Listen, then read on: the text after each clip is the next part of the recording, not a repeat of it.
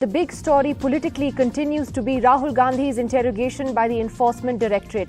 He has in fact just left the ED headquarters in Delhi and been summoned again for questioning for the fourth day on Friday. Reports say that he had in fact asked for a break tomorrow, which is why the ED has pushed the day to Friday instead of Thursday itself. Now today, as Rahul Gandhi was questioned on day 3, once again Congress leaders were out protesting on the streets of Delhi, and once again the police was trying to stop them. There were chaotic scenes today, which we'll just play out for you, of Congress workers being dragged and manhandled by police personnel. At one point, the police also entered the Congress party headquarters, and there was complete chaos there. That ensued. The Congress objecting to the fact that the police had entered their party headquarters today. Many leaders were dragged, like I said. They were taken to different police stations. Congress leader Dipinder Hooda tweeted that his home had been sealed off and he wasn't even allowed to leave his residence today. So clearly, it's a massive political battle that is playing out both on the streets as well as, of course, in the offices of the Enforcement Directorate. Sachin Pilot joining us live on the program this evening. Sachin Pilot, one of those leaders today who was detained when he tried to enter the Congress office of all places. Sachin, crazy scenes there today. On what basis were you not allowed entry into the party office of all places? I don't know. This is for the first time that we were not allowed to go to our own party headquarters. Apparently, there was 144 imposed, but no one was told, no one has been informed. The fact is that the police and the government have acted in a way. We were all bundled in a bus, and I'm still sitting at Narela police station. We were detained, some MPs, some MLAs. But the kind of brute force used today inside the premises of our office is something we've never seen. So one is to have opposition parties, you disregard them or you don't give them permissions. The other is that you use blatant force. And, the Delhi police, I think, has gone overboard by hurting. There were women MPs whose clothes were torn.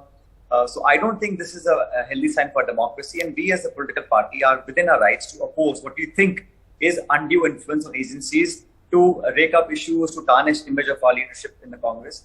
So I think this is something that should concern every citizen. It's not just about this incident or about one party. It's about how the agencies are being under influence of the ruling dispensation. And I used to give a message that if you oppose us, your voice will be muzzled.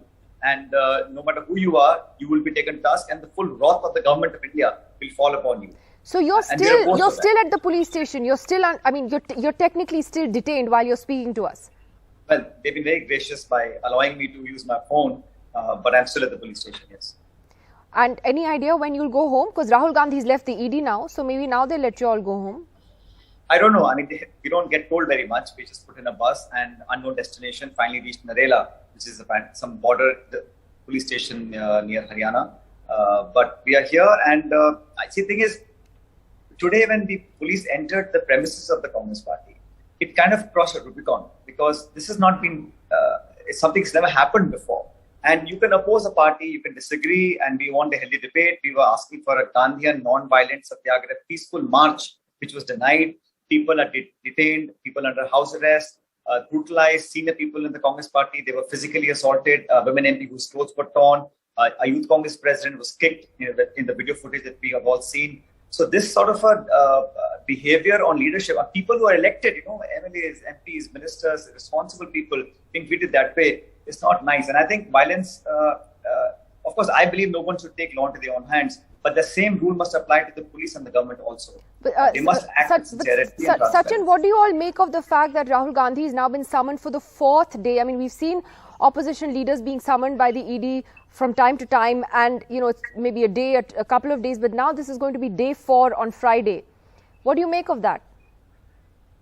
I'm also quite concerned about these selective leaks that are coming out. That ED asked certain questions and this was answered, this was not answered. I wonder who's doing those selective leaks. I'm not sure how this will play out. What I can say is that we think that the agencies are under pressure. We will oppose them. And my view is that no matter how many times they call anyone, the truth shall prevail. We are not afraid of any investigation. But the manner in which every political party who's opposed to the BJP is taken to task is, for 7-8 years, no BJP person ever has had a raid or a CBI inquiry or income tax inquisition or ED. So the data suggests that it's certainly bipartisan, and There is no FIR in this case. There is no misappropriation. It's just a 7-year-old case being picked up because election to the president is coming, election to many state assemblies are coming. So this has become quite a cyclical but expected thing. But it's not a healthy sign for a republic how agencies are being blatantly told what to do.